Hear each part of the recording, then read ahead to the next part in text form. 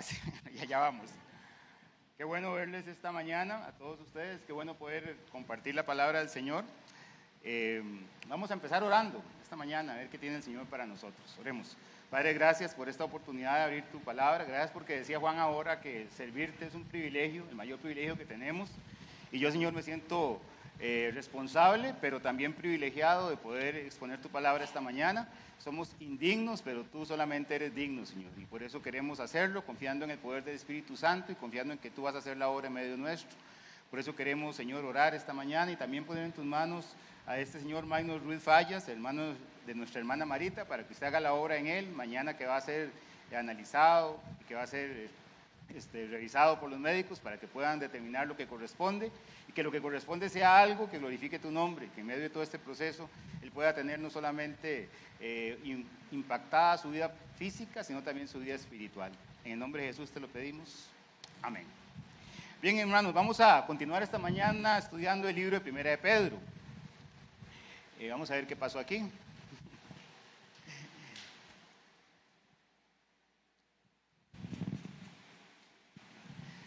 Ya Juan nos reseñó que ayer tuvimos un día que se llamaba Energiza tu matrimonio. Estuvimos hablando con los matrimonios y solamente para reseñar, porque ya Juan lo mencionó, tuvimos un muy buen tiempo. Dice la Biblia en el libro de Jueces que en aquel tiempo la gente dejaba caer las palabras de Dios a tierra.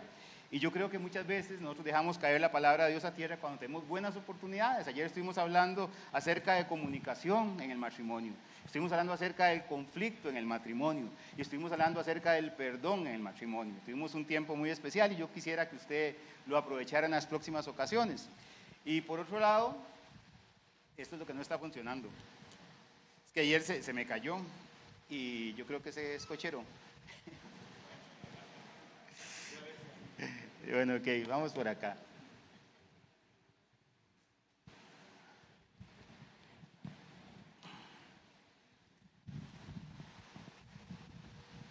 Todos los días nosotros recibimos noticias de Ucrania, de esta guerra tan difícil, tan cruenta, tan triste que está pasando en ese lugar. Y yo sé que todos los días a nosotros nos da dolor por las vidas humanas que se están perdiendo, por toda la situación económica que está pasando alrededor de este desastre. Y de alguna manera todos entendemos que esto es una guerra que tiene un impacto global. Probablemente vamos a ver impactos todavía más cercanos en los próximos días y meses. Pero hay otras guerras de las que no somos tan conscientes. Hay otras guerras que no pasan en vivo. Hay otras guerras cuya noticia no estamos viendo. Por ejemplo, la Iglesia de Cristo en diferentes lugares está siendo perseguida el día de hoy. La lista mundial de persecución en el año 2022, todo ese meridiano que está ahí, todo ese círculo donde habita cerca del 60-70% de la población mundial, cada vez se está volviendo más reacio, más enemigo del mensaje de la salvación. Yo, como les he dicho en otras ocasiones, recibo noticias de la voz de los mártires y todos los días se reciben las noticias de creyentes que son muertos, golpeados, creyentes que pierden sus bienes. Y no estoy hablando acá de los misioneros, que por supuesto son los primeros. Estoy hablando de las personas que se convierten y que de un pronto a otro se convierten en enemigos de sus familias o sus familias enemigos de ellos. Todos los días nos dolemos cuando vemos el efecto devastador del pecado en la vida de las familias, cuando vemos el efecto devastador del pecado en los matrimonios, que de alguna manera toman decisiones de separarse y vivir en una situación deplorable. Todos los días recibimos noticias de creyentes que han dejado de caminar en las sendas del Señor y han extraviado el camino. Si se oye mucho, lo apagas. Apáguelo. Me vence el abanico siempre. Pero bueno. Y todos los días, por si fuera poco, usted y yo tenemos una lucha con nuestros pensamientos pecaminosos. ¿Quién aquí esta semana se ha ido invicto y no ha tenido ninguna lucha en sus pensamientos por pecar? ¿Quién? ¿Quién no ha pecado esta semana para hacerle una estatua a alguien aquí? Todos, ¿verdad? Hemos pecado, como decían antes, por palabra, por obra, por omisión. De alguna manera todos hemos pecado. Estemos o no al tanto, nos guste o no nos guste, lo querramos o no lo queramos reconocer, lo cierto del caso es que precisamente en este momento hay una batalla espiritual por el alma de las personas. En este momento hay una batalla espiritual por la voluntad del creyente para que haga o para que no haga la voluntad de Dios. En estos justos momentos hay una batalla que está alrededor de nosotros. Es una batalla que no reconocemos, es una batalla en la que no vemos los soldados, es una batalla en la que no estamos oyendo las bombas, que es una batalla en la que no vemos los misiles, pero que ahí está. Y como dice Juan, aquí déjenlo ahí, está bien. Y como me puso Juan aquí en la pantalla, dice la Biblia, ahora vamos a hacerlo más pequeño. Ven que hay una batalla espiritual, ¿verdad? En todo. Dice la Biblia, porque no tenemos una lucha contra ¿qué? Contra carne y sangre, no es contra personas, no es contra su vecina o su jefe, aunque a veces parece que sí, sino que es contra principados, contra potestades, contra gobernadores de las tinieblas de este siglo, contra huestes espirituales de maldad en las regiones celestes. Esa es la lucha que tenemos, imagínense. Y nosotros creemos que es con gente, pero la Biblia dice que es una lucha espiritual. La Biblia dice que esta batalla es invisible. Vea lo que dice la Biblia en el libro de Apocalipsis. Si es que esto funciona. ¿Ve? De Juan.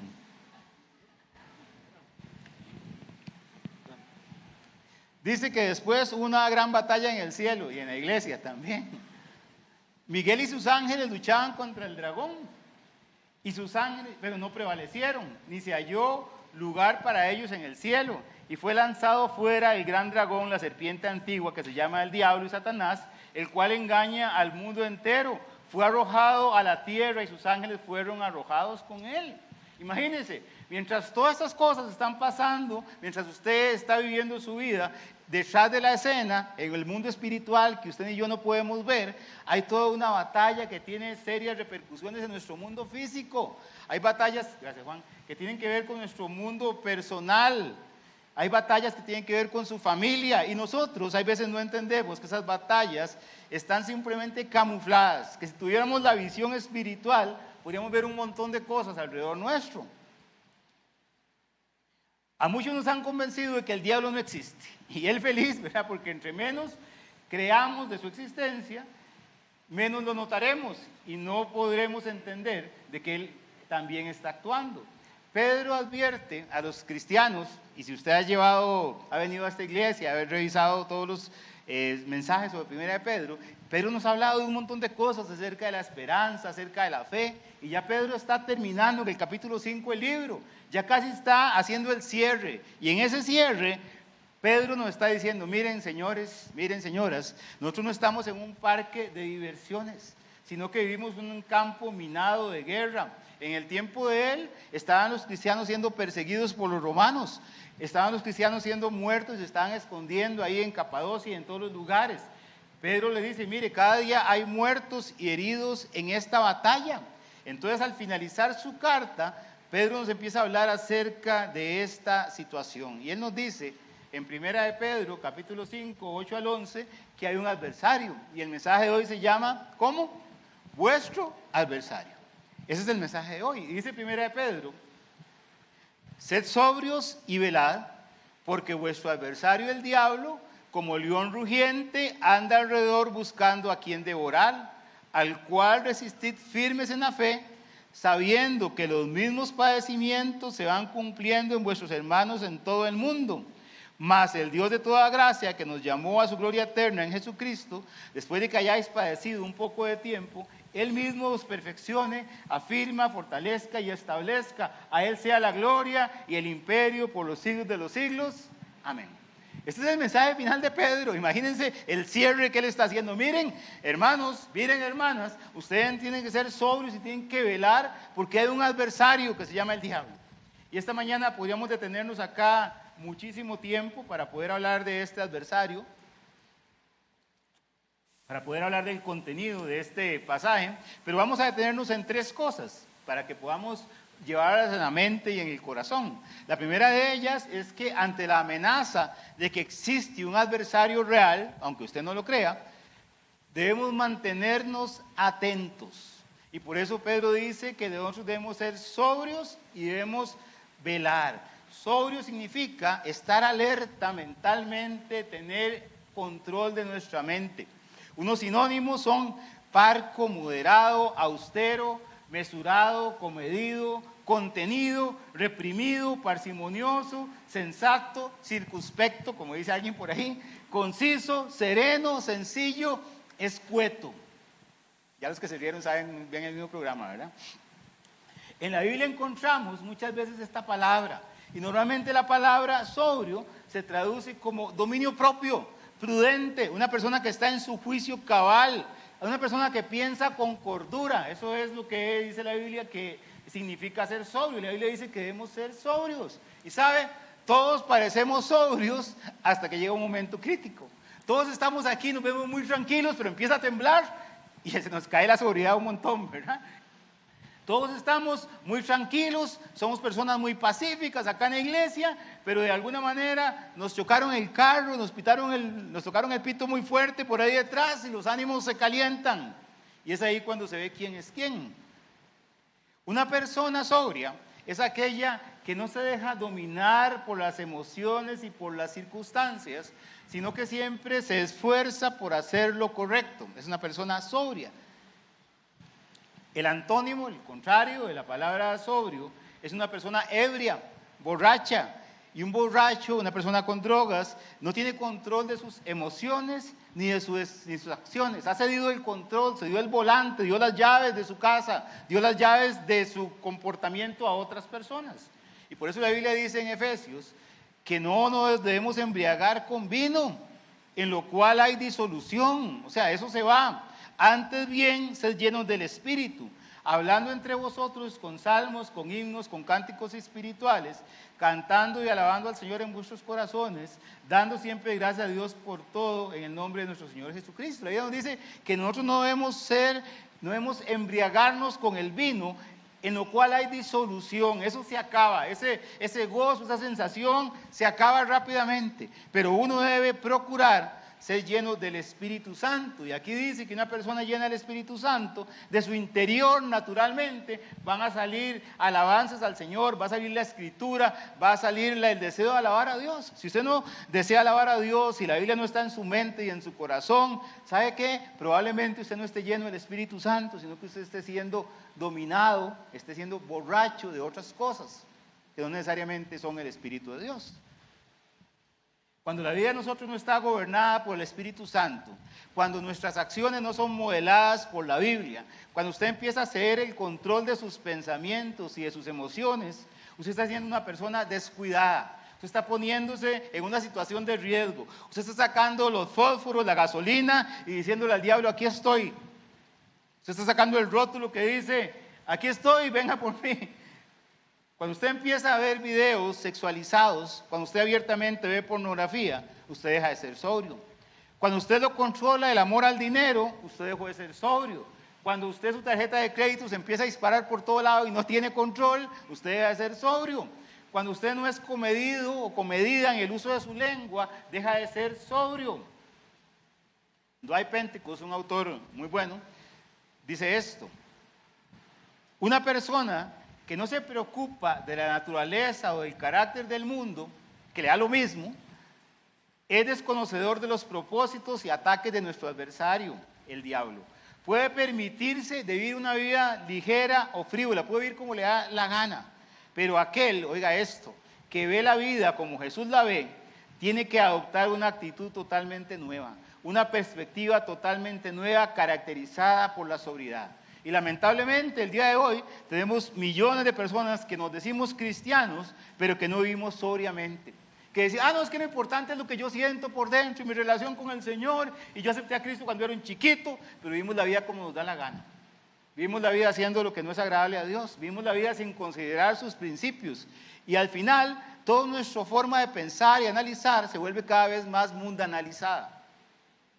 Y yo creo que todos lo vemos todos los días alrededor nuestro y luchamos con eso.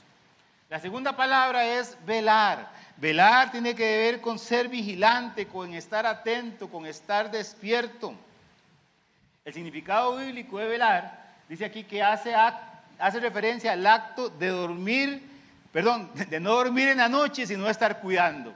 Un vigilante tiene una mayor responsabilidad en la noche. Es cierto que en la noche es el momento donde hay más posibilidades de un robo, de un asalto, de una agresión. Es el momento donde las personas, hay más soledad en las calles, entonces los que patrullan o los que están vigilando, los guardas en las diferentes comunidades, los que están viendo las alarmas, el mayor tiempo y el de mayor cuidado es la noche. Entonces la Biblia dice que estamos viviendo tiempos de noche y que nosotros debemos ser vigilantes, que debemos ser esas personas que están ocupadas, vigilando, viendo qué está pasando en las noches espirituales en las que estamos viviendo. En la iglesia no hay guardas dormilones. ¿Conoce esa figura, verdad? Hay lugares donde contrata un guarda dormilón. O sea, usted viene, duerme aquí y si algo pasa usted se despierta. Ese es un guarda dormilón. Si usted es un guarda dormilón con el enemigo Satanás, cuando se encontrará con él, está listo. No hay nada que hacer. Se lo encontrará a la par suya con un revólver, ¿verdad? En muchos pasajes la Biblia nos habla de velar. Y casi siempre la palabra velar se une con otra que es velar y orar. El Señor Jesucristo lo dijo 3 veces. Dijo, velad y orar para que no entréis en tentación. Velad y orar porque no sabéis cuándo será el tiempo. Velad y orad para que no entréis en tentación. El espíritu de la verdad está dispuesto, pero la carne es débil. Esto implica que esta atención, que eso estar despierto, que esto tomarse el café fuerte para no dormirse, tiene que ver algo más con simplemente la actitud, sino que tiene que ver con un tema espiritual. Velar y orar es porque entendemos que tenemos que estar despiertos, pero que estar despiertos de nada nos sirve en sí mismos, sino que como Juan dijo ahora, nuestra vida debe estar metida en un círculo de oración, en un cuarto ahí de oración, para que entonces podamos hacer frente al enemigo. La Biblia dice velar y orar. Jesucristo dijo velen y oren, y ahora lo vamos a ver más adelante, que la Biblia nos habla de la necesidad de estar orando. Y yo me pregunto si usted es una persona de oración. No estoy diciéndole cuántas horas y minutos ora, pero sí, si usted es una persona de oración. Le decía ayer a las personas en un grupito que tuvimos para analizar ahí un video que estamos viendo de matrimonios, que hay veces creemos que un problema de matrimonios que tiene 15, 20 años se puede resolver con una cápsula de 5 segundos. Y cuando uno oye a las personas quejándose, cuando ve a las personas en problemas, después de que los ha escuchado 1 hora hablando de todo lo mal que se dicen y se hacen, uno les pregunta, vea, lo he escuchado 1 hora y media y no ha mencionado a Dios. ¿Dónde está Dios en su matrimonio? ¿Cuánto tiempo han sacado ustedes para doblar rodillas, los dos juntos, pidiéndole a Dios que intervenga en su matrimonio? Ah, no, nunca. ¿Cómo queremos que Dios entonces haga el trabajo en nuestra vida? Hermanos, es necesario vivir una vida de oración. Y sé que eso en los tiempos modernos o que vivimos, ahora pareciera que eso es del pasado. Pero sabe, velar y orar es el mandato del Señor para que usted y yo podamos ser sobrevivientes en esta guerra, para que no seamos damnificados. La segunda cosa que yo quiero recordar esta mañana es que ante la amenaza de un adversario real, es importante conocerle, porque cuando se trata de Satanás y la lucha espiritual, los creyentes tenemos 2 posiciones extremas. Hay algunos de ustedes, hay veces yo también, que hay veces somos como ateos de Dios, del diablo, ateos del diablo. No existe, prácticamente no existe, es como un cuento medieval que está por ahí y que de alguna manera nada tiene que ver con nosotros, no lo consideramos, quedó en el subconsciente colectivo de los cristianos y de alguna manera es porque no había explicaciones lógicas ni desde el punto de vista de la medicina, ni desde el punto de vista de la psicología para atender estos problemas en las personas, y entonces esos son solo cuentos que quedaron en la Biblia porque son ostracismos, cosas que quedaron en el pasado. No creemos en su existencia. Todo tiene una explicación lógica. Vivimos en un mundo caído y de alguna manera hay cosas que pasan. Los países son gobernados por personas inconversas. Hay otras creencias no cristianas y por eso persiguen a los creyentes. Eso es lógico. Tenemos una lucha contra la carne porque somos débiles, hay tentaciones y porque al final de cuentas todos nacimos con esas cosas que nos gustan las mujeres y los hombres y mujeres y toda la cosa que hay ahora, ¿verdad? Y eso lo explica todo. Pero la Biblia dice que hay una persona, una entidad que se llama el príncipe de este mundo y que está bajo el gobierno de él el mundo entero. Dice la Biblia que está bajo la influencia del maligno. Y entonces, por otro lado, está otro grupo de creyentes que todo es el diablo, que le dan un papel al diablo igual que a Dios, como si él fuera omnipresente, omnipotente, que no es, porque ya está vencido.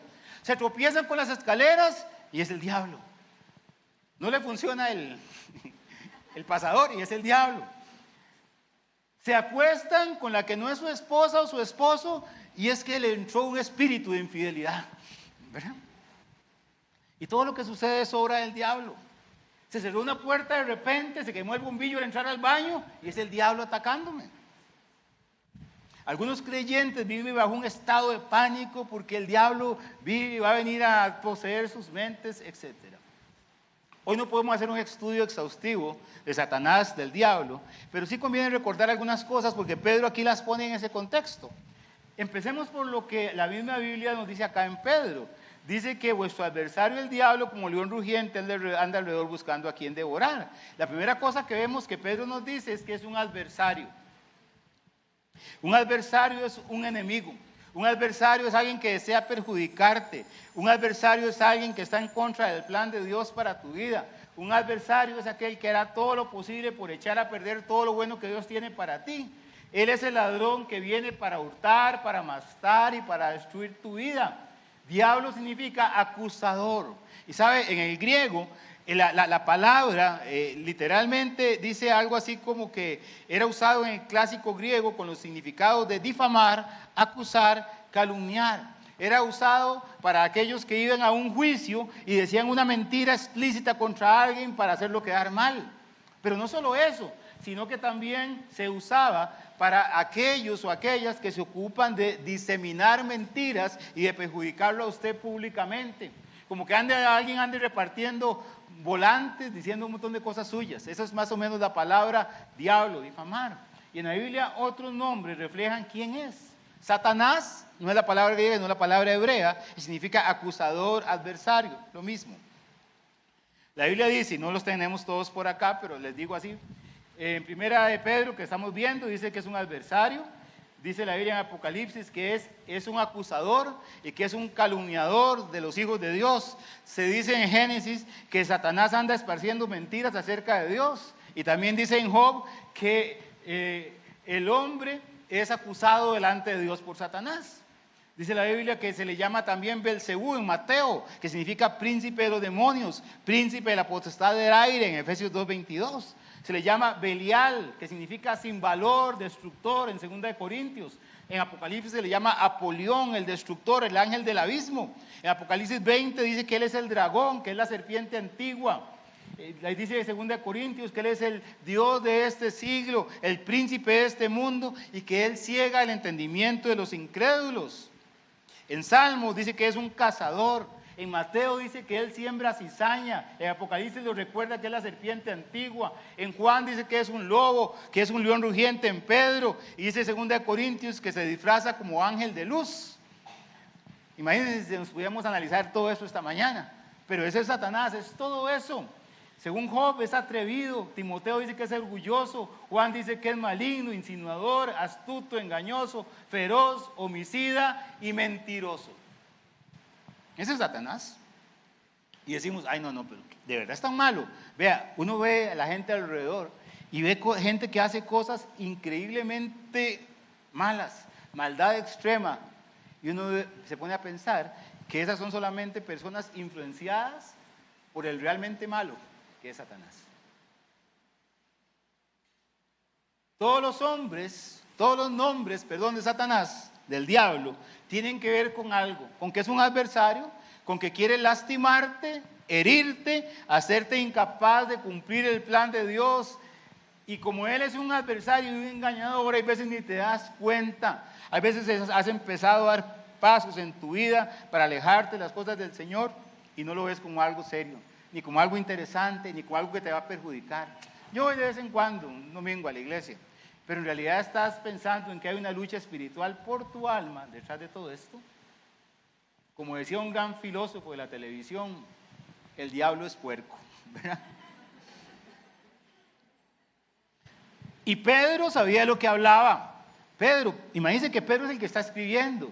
Y Jesús le dijo a Pedro, no, ahí están todos los nombres, perdón, todos estos que le dije, ahí están.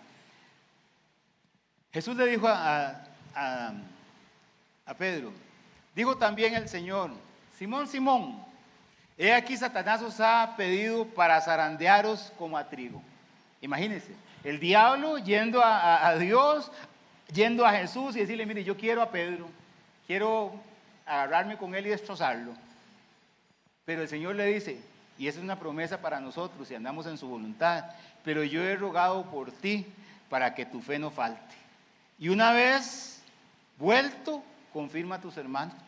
Y él le dijo, Señor, dispuesto estoy a ir contigo no solo a la cárcel, sino también a la muerte. Y él le dijo, Pedro, te digo que antes que el gallo cante, tú me negarás 3 veces. Ustedes conocen este pasaje, pero es interesante, como lo podemos ver en Job, que el diablo anda detrás y llega a pedir permiso. Él no es omnipotente, él actúa siempre con una autorización, pero lo hace. Mire, ¿por qué no nos encargamos esta semana de hacer la vida difícil a Juan Carlos? ¿Por qué no tratamos de destruirlo estos meses? Ahora que está sirviendo al Señor con todo su corazón, ¿por qué no tratamos de destruirlo? Hermanos, ese es Satanás.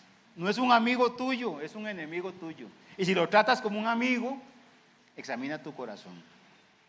También dice la Biblia que el diablo es como un león rugiente. Y qué bueno que dice que es como un león rugiente, porque usted y yo sabemos que el león de la tribu de Judá es el Señor Jesús, el vencedor, el ganador, el que resucitó entre los muertos. Amén. Y el diablo es un imitador. Es como un león rugiente, dice la Biblia. Yo creo que lo que Pedro tenía en mente acá, a comparar a Satanás como un león, es con la manera en cómo este animal ataca a su presa. El león, el rey de la selva, dicen ahí, un animal muy fuerte, el depredador por excelencia, muy veloz, puede alcanzar velocidades de 56 kilómetros por hora, pero tiene un defecto, y es que se cansa muy rápido. Entonces, si él se va a poner a perseguir a una gacela, va a perder. ¿Qué es lo que hace el león? El león sabe que tiene unas posibilidades limitadas, entonces se acuesta, se esconde ahí en el zacate, estudia su presa, y en el momento que la tiene cerca, que está a su alcance, la persigue, la derriba, perfora su garganta con sus colmillos, la presa muere en los próximos segundos, y eso es lo que él hace. ¿Y cómo ataca? Siempre va a atacar, vean los reportajes y todo esto, porque normalmente la que ataca es la leona, ¿verdad? Pero el león ataca de vez en cuando, pero es un asesino tenaz. Y él ataca y va donde aquella presa que se quedó rezagada de la manada. Ataca al que va de último, a la que va de último. Ataca a aquella que no está atenta, que está tomando agua, que está ahí comiendo, que está, perdón la expresión, viendo para el ciprés. Bueno, en la sabana africana no hay cipreses, viendo para el árbol, está ahí, ¿verdad? Los atacan. Y los leones atacan en manada también. ¿Por qué? Porque hay víctimas que son pequeñas y que ellos los pueden atacar solos, pero cuando se las van a ver con un animal grande, entonces ellos no se la juegan porque saben que pueden morir, entonces los atacan en grupo, uno por un lado, otro por otro, ¿cómo es? Yo iba a decir los redondean, quién sabe qué tenía en mente. Eso es, así ataca Satanás. Y Pedro dice, así como un león en la sabana ataca, así ataca el diablo. Y si vos como un cristiano estás lejos de la manada, si estás atrás en tu vida espiritual, si estás mirando para el ciprés, sabes que tienes todos los números para ser atacado por el diablo. Y dice la Biblia que Satanás es como un león rugiente. ¿Se imagina usted el sonido de un león rugiente?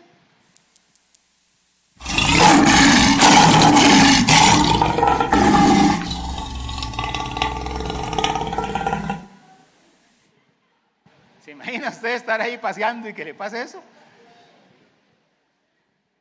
¿A quiénes se les heló la columna por ahí donde oyeron eso?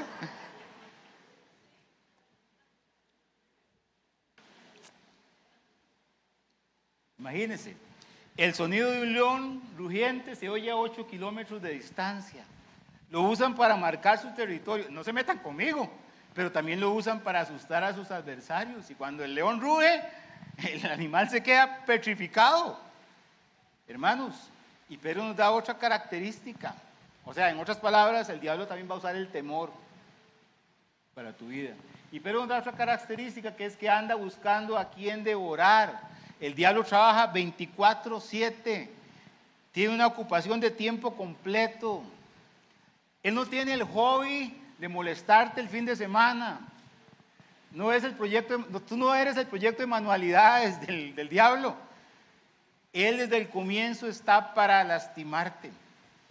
Desde un comienzo no revelado para nosotros, no sabemos exactamente cómo fue esto, pero Satanás fue un enemigo de Dios, enemigo del reino, enemigo de la creación, y tiene el objetivo concreto, tiene dos objetivos. Si a los no creyentes, a los que nunca han aceptado al Señor, dice la Biblia que su objetivo es que no conozcan la luz del Evangelio, que es Cristo. Y a los que sí son creyentes, el objetivo que tiene es que tú abandones la carrera, que no sigas corriendo, que caigas y seas un descrédito para el cristianismo, que para que de alguna forma el plan de Dios no pase por tu vida y tú no seas un enemigo del reino, sino que eres alguien que le da lo mismo. Y entonces él anda buscando cómo acecharte y no va a descansar hasta lograr su objetivo. Si usted no ha creído en Jesús, el objetivo de él es cegarte. Si usted ha creído en Jesús y desea ser un discípulo fiel, es estorbarte.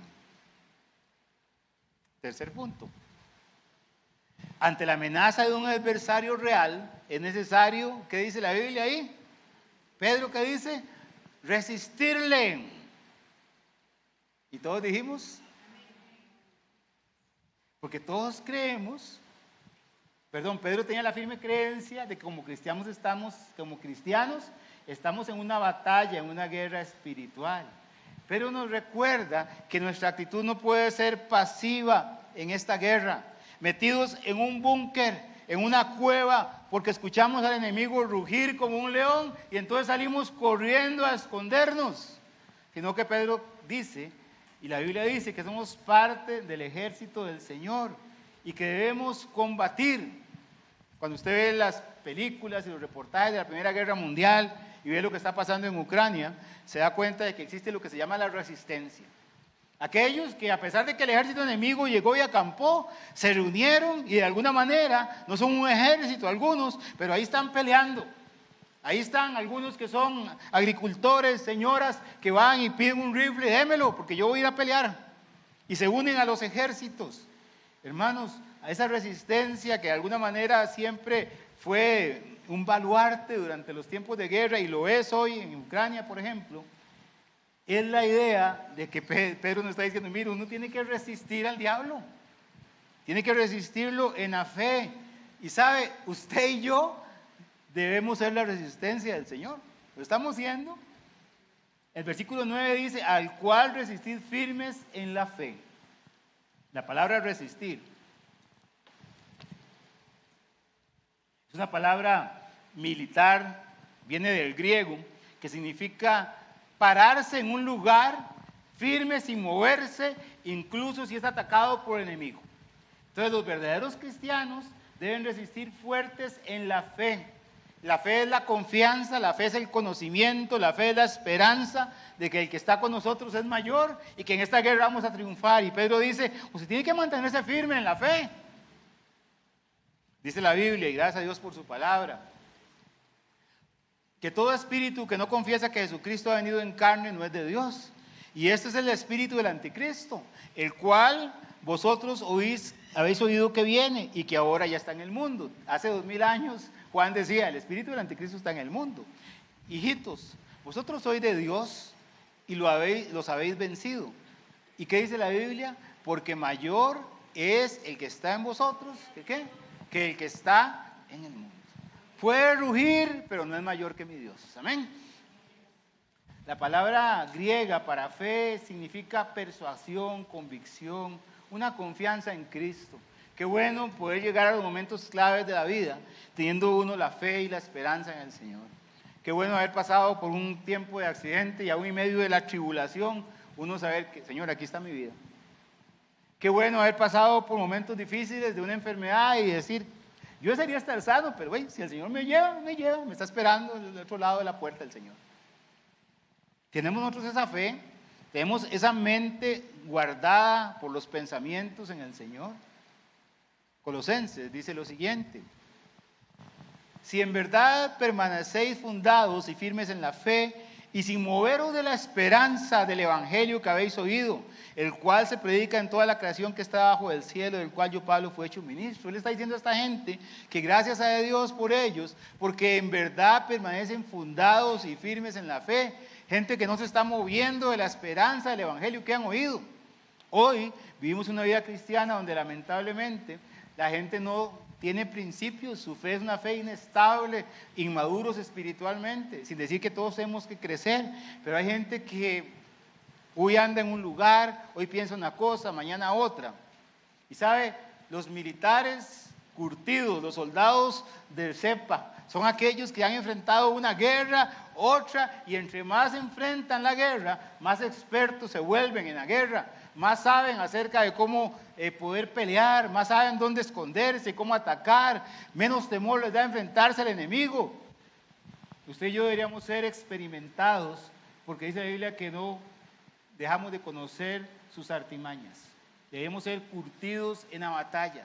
Cada batalla que tenemos, cada golpe que nos llevamos debería ayudarnos a entender mejor este conflicto, a fortalecer mejor y más nuestra fe, a entender que nuestro Padre Celestial nos cuida y que nos protege, y que como le dijo a Pedro, yo estoy orando por ti para que tu fe no falte, para que nuestra fe no flaquee ni se debilite. ¿Cómo luchar contra ese enemigo? Ya sabemos que es real, ya sabemos cómo actúa. Pero ¿qué dice la Biblia acerca de esta batalla espiritual? ¿Cuál es la estrategia? Nosotros nos oponemos a los ataques del diablo haciéndole frente. No podemos asustarnos e irnos, sino que debemos oponer resistencia. Imagínense a los cristianos de Apocalipsis que están pasando por el tiempo de tribulación. Entonces oí una gran voz en el cielo que decía: ahora ha venido la salvación, el poder y el reino de nuestro Dios y la autoridad de su Cristo, porque ha sido lanzado fuera el acusador de nuestros hermanos, de los que los acusaba delante de nuestro Dios día y noche, y ellos le han vencido por medio de la sangre del Cordero y de la palabra del testimonio de ellos, y menospreciaron sus vidas hasta la muerte. Gracias a Dios por estos creyentes que van a venir un día. Menospreciaron sus vidas hasta la muerte. Y dice 2 Timoteo, Pablo dice: yo he peleado la buena batalla de la fe, he acabado la carrera, he guardado la fe, por lo demás me está guardada la corona de justicia, la cual me dará el Señor juez justo en aquel día, y no solo a mí, sino también a todos los que aman su venida. El diablo no quiere que nosotros peleemos esta batalla, pero la Biblia dice, y Pablo lo hizo, que él peleó la buena batalla hasta que se acabó su vida. No había vacaciones, no había licencias. Parte de terminar la carrera, parte de resistir, está implícito en esta promesa de una corona para todos los que de alguna manera se paran firmes en la brecha para resistir al enemigo. ¿Cómo resistimos al diablo? Sí, es que en la fe hay que resistirlo, y entonces nos agarramos a patadas con él, como decía don Oscar, ¿verdad? A trompadas. ¿Qué dice la Biblia? El consejo bíblico lo tenemos en Efesios. Por lo demás, hermanos míos, fortaleceos en el Señor, en primer punto, y en el poder de su fuerza. No es en las fuerzas nuestras, es en la de Él. Y nos dice el Señor cuál es la estrategia: vestidos de toda la armadura de Dios para que podáis estar firmes contra las acechanzas del diablo. ¿Cómo se sostiene uno delante del diablo? ¿Cómo? Fortalecido en el Señor y vestido con la armadura que Dios nos dio, con toda la armadura de Dios. Efesios nos habla en este pasaje de una armadura. Seguramente en la mente de Pablo estaba un soldado romano, ese es un soldado medieval de la época de los cruzados, pero funciona igual para explicar un poco cuáles eran los implementos de esa armadura. Creo que todos aquí los conocen. ¿Cuántos de ustedes desde la escuela dominical les han dicho esto? ¿Cuántos? Todos se lo saben de memoria, ¿verdad? Un casco de la salvación, el escudo de la fe, el calzado del evangelio, la espada del espíritu, el cinturón de la verdad y la coraza de justicia. Esto es el paquete completo que el Señor menciona con otra octava arma, que es la oración, en el versículo 18. Pero todo esto empieza con la armadura, con la idea de que uno debe fortalecerse en el Señor y en el poder de su fuerza. Mayor es el que está en nosotros que el que está en el mundo. El Señor tiene poder para sostenernos a pesar de los ataques. Hermanos, debemos entender y confiar en Él. Pero también debemos entender que nos toca a nosotros, que el papel de nosotros es ponernos toda la armadura de Dios. Imagínense, ¿verdad? Que usted salga lesionado en una batalla y su capitán le diga, mire, ¿por qué fue que salió ahí usted lastimado y baleado? ¿Dónde está su chaleco antibalas? Es que se me olvidó ponérmelo. Y el casco, es que me dio pereza porque hace mucho calor. Y las botas, no, es que la verdad me quedan pequeñas. Imagínese usted, ¿qué le diría? Y el Señor nos da toda una estrategia para poder atacar, para poder resistir y también para atacar al diablo. Lo primero era ponerse el cinturón, un cinturón grueso, normalmente con una malla un poco gruesa acá, que era muy importante porque sostenía todo lo demás, sostenía la vestimenta, sostenía el lugar donde venía la espada. El cinturón era lo que rodeaba al soldado.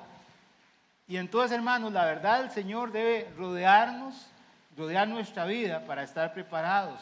Debemos estar vestidos con la coraza de justicia, el chaleco antibalas, y esto es importante, porque de alguna manera la protección del corazón, la protección de la mente y de los pensamientos que está en la Biblia, en esta parte, debía ser protegida con la coraza de la justicia. Si el Señor no es su Salvador, si usted no ha sido justificado por el Señor, usted es un blanco fácil de Satanás. Usted anda en esta vida sin chaleco.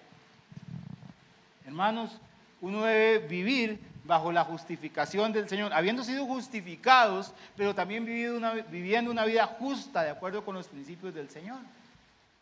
También dice que debemos tener los prestos, que por supuesto los zapatos que son el apresto del Evangelio. Me interesa por acá, tengo una foto, por supuesto que eso es una reconstrucción de los zapatos romanos, y parecían tacos, tenían unas puntitas ahí. Y dicen que parte del éxito de esos ejércitos era esos clavitos que tenían que les permitían agarrarse firme para la batalla. Imagínense. Y dice la Biblia que nosotros debemos tener el apresto, que es el Evangelio, que es una iglesia, una persona que está involucrada en llevar el Evangelio a otras personas, pero que en la batalla tiene que sostenerse y que también puede avanzar independientemente de que los terrenos sean escabrosos, de que el terreno sea difícil. Y entonces para eso sirven esos zapatos que dan tracción. Y por otro lado, habla de la espada del Espíritu, que por supuesto entendemos que es la palabra de Dios. Aquí tenemos la gladius romana. La gladius era una espada corta, relativamente corta, que usaban los romanos. Era una espada para tener la batalla cuerpo a cuerpo, ¿verdad? No era una batalla de esas larguísimas, sino que era una batalla más de cerca. Un arma que tenía. Y si usted ve todas estas herramientas que el Señor nos da, la espada del Espíritu es la que usamos como ataque, el arma de ataque, todas las demás son de defensa. El Señor Jesús fue tentado por Satanás, y cuando el Satanás vino a tentarlo, ¿qué fue lo que el Señor usó? Su experiencia. No me vengas a mí con eso, diablo, yo soy Dios. Otra vez con lo mismo. Fuera Satanás, y le pego una patada. ¿Qué usó el Señor? La palabra del Señor. Escrito está, escrito está. Y el Señor, cuando vino la tentación, dice, suave un toquecito, y se fue a Google a buscar el versículo. O se fue a buscar en algún lado donde tenía una Biblia vieja, donde tenía el Señor la palabra. Cuando el diablo llega a tentarte a tu vida, cuando llega a atacarte, ¿de dónde vas a sacar la Biblia si no la tienes en el corazón? Entonces, prepararse con la espada del Espíritu es tener la palabra de Dios en su mente, en su corazón, es poder hablar con salmos, himnos, cánticos espirituales, que lo que sale de tu boca no sea el resumen de los chismes de la semana de la farándula, que lo que salga de tu boca no sea el chisme de la política de esta semana, sino que sea la palabra del Señor. Hermanos, creo que me falta el escudo también, ¿verdad? El escudo, no sé si ustedes han visto que había muchos tipos de escudo dependiendo de los ejércitos, unos eran pequeños, el escudo de los romanos era un escudo grande, tipo cuadrado, con una abertura por un lado para sacar la lanza, pero esos escudos le cubrían totalmente, y cuando ellos se agachaban y ponían su escudo, estaban cubiertos. Y además de eso, ellos no solamente se protegían con el escudo, sino que ellos trabajaban en equipo, y lo han visto. El éxito de la disciplina del ejército romano era que cuando iban avanzando en sus grupos de 50, de 100 y de 500, ellos se reunían y ponían información a todas las personas con su ejército, todo el ejército con su escudo. Los ponían en el suelo, los ponían arriba, y era como un acorazado. Entonces todas las otras ataques indisciplinados contra ellos no prosperaban. Y la Biblia dice, después de todas las armaduras que el Señor nos da, que evidentemente tampoco es el objetivo de esta mañana, solamente es decir que eso es las armas que Dios nos da, la Biblia dice que la palabra de Dios es viva y eficaz, que es más cortante que toda espada de dos filos, que penetra hasta partir el alma, el espíritu, las coyunturas, los tuétanos y discierne los pensamientos e intenciones del corazón. Hace unos días estaba hablando con un muchacho en una iglesia que llegó por ahí en una visita y me llegó a preguntarme un poco, me dijo, pastor, vea, es que yo tengo que tomar algunas decisiones en mi vida y yo oro a Dios para que Él me diga si yo tengo que tomar una decisión. Y entonces yo necesito que Él me revele en un sueño qué es lo que Él tiene para mi vida. Y yo empecé diciéndole, ¿y dónde está la palabra de Dios en su mente, en su corazón? ¿Qué dice Proverbios 3? Que nosotros debemos encomendar a Jehová nuestros caminos, confiar en Él y que Él hará. Dice la Biblia que la palabra de Dios es como una arma que penetra, que corta nuestro espíritu, diciendo los pensamientos e intenciones del corazón. Entonces, si lo que estás esperando es que Dios se te revele, yo te digo que ya hace 2000 años se reveló en Cristo y a través de su palabra. Y esa es la forma. ¿Usted quiere saber qué quiere Dios para su vida? Vaya a la Biblia. Por supuesto que Dios puede darte paz, pero no te va a decir nada contrario a sus principios en la Biblia.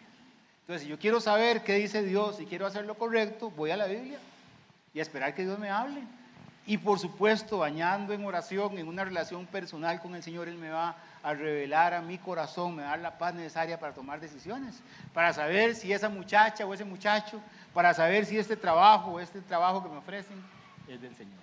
Hermanos, la Biblia dice que después de ponerse todo esto, que después de confiar en el Señor, dice la Biblia, orando en todo tiempo, con toda oración y súplica en el Espíritu, y velando en ello con toda perseverancia y súplica por todos los santos, y por mí, dice Pablo, a fin de que al abrir mi boca me sea dada palabra para dar a conocer con denuedo el misterio del Evangelio.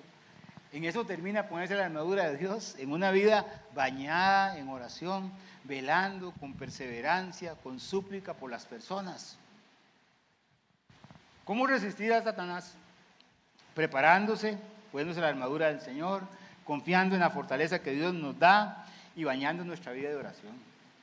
No hay otro. Cualquier otra persona que te diga algo diferente no está en la Biblia. Santiago dice, y yo quiero que lo diga conmigo, ¿qué dice Santiago? Someteos pues a Dios, resistid al diablo y huirá de vosotros. ¿Se está atacando Satanás?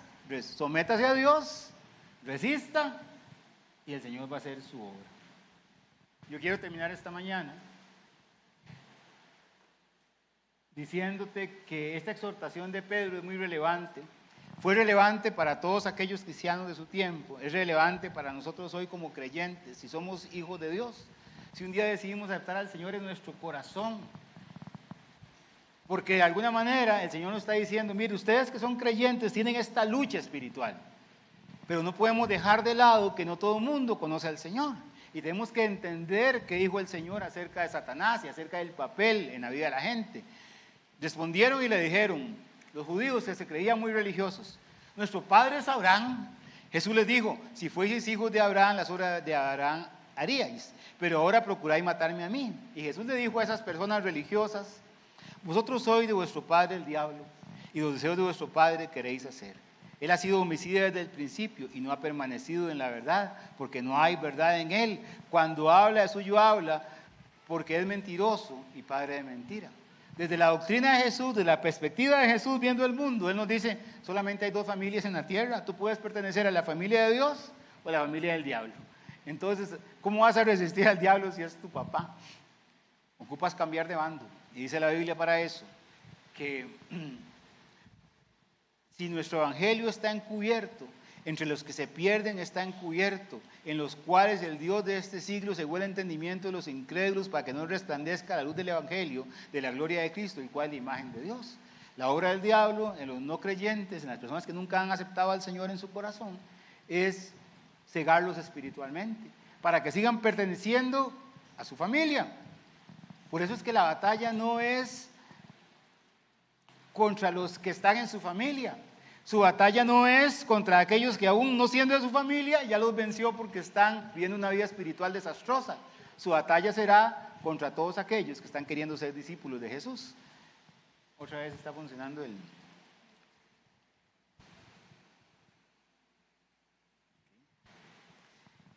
Dice el libro de Juan, capítulo 1, versículo 12. Lo puede leer conmigo también, o lo decir de memoria. Mas a todos los que le recibieron, a los que creen en su nombre, les dio la potestad de ser hechos hijos de Dios. El Señor te está ofreciendo la posibilidad de cambiar de bando, de cambiar de papá, de ser hijo de Dios y no ser hijo del diablo. Pero para eso hay que tomar una decisión en el corazón y decirle al Señor, yo quiero que entres a mi vida. Si no quieres que Satanás eche a perder tu vida, el primer paso es aceptar al Señor para que cambies y seas un hijo de Dios. Y si ya eres hijo de Dios, ora, actúa para no vivir una vida espiritual desastrosa, sino de acuerdo con sus principios, para no ser parte de los que ya sucumbieron delante de sus artimañas. ¿Qué les parece si oramos esta mañana? Vamos a cerrar nuestros ojos, inclinar nuestro rostro, y ahí como estamos, vamos a orar.